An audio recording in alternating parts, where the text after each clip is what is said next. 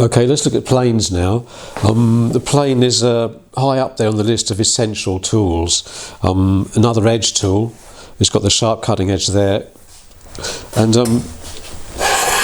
that's its operation.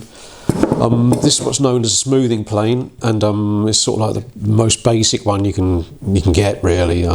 Worth getting always. Let's look at this one here.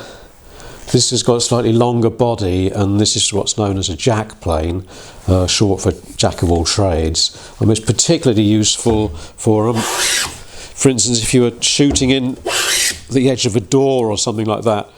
This is a good plane for that type of work. It's one of my favourites, really. The jack plane is very useful. And the third of the most important planes, and believe me, there are many others that we'll look at in the future, but we're just looking at essentials now. This is what's known as a block plane.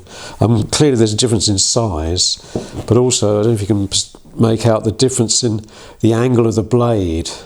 This is at a lower angle, and it's specifically designed for planing end grain, i.e. that's the grain at the end there.